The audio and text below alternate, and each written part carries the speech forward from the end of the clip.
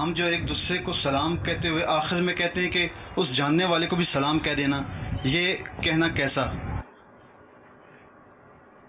انشاءاللہ عرض کرتے ہیں. جی حضور کیا فرمائیں؟ کسی کو ہم سلام جب کرتے ہیں تو اس میں کسی جیسے وہ کہیں جا رہا ہے تو اس کو یہ کہنا کہ آپ کو جب وہ فلاں صاحب سے ملاقات ہو تو ان کو میرا سلام کہہ دینا. صحیح. تو شرعی حوالے سے اس میں کوئی مذائقہ نہیں ہے، بلکہ اس طرح کی اسلامی تعلیمات اس حوالے سے باقاعدہ موجود ہیں. ٹھیک ہے. کہ جیسے نارملی میں اگر آپ کو سلام کرتا ہوں ملاقات کے وقت السلام علیکم، تو آپ کے لیے جواب کے الفاظ ہیں وعلیکم السلام ورحمۃ اللہ وبرکاتہ. تو اسی طریقے سے جب میں آپ کے ذریعے سے، جیسے ان کا سوال ہے، جی جی، تو اس طرح میں اگر آپ کے ذریعے سے سلام کہ آپ امیر اہل سنت کی بارگاہ میں اگر آپ جائیں تو میرا سلام امیر اہل سنت سے بھی کیجیے گا. تو یہ اس میں کوئی حرج نہیں ہے. ٹھیک ہے.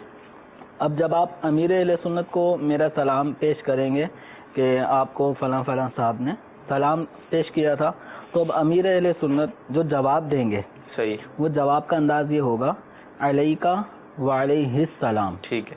یعنی آپ نے جو سلام پیش کیا میری طرف سے، تو امیر اہل سنت جواب دیتے ہوئے آپ کو بھی سلامتی کی دعاؤں سے نوازیں گے. ٹھیک ہے. علیکہ وعلیہ السلام، یعنی آپ پر بھی اور جس نے سلام بھجوایا ہے اس پر بھی سلام ہو. ٹھیک. تو باقاعدہ اس حوالے سے اسلامی تعلیمات موجود ہیں.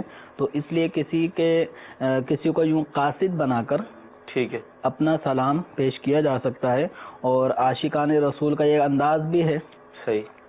کہ زائر طیبہ سے ایک عرض بھی کی جاتی ہے، زائر طیبہ روزے پہ جا کر تو سلام میرا رو رو کے کہنا.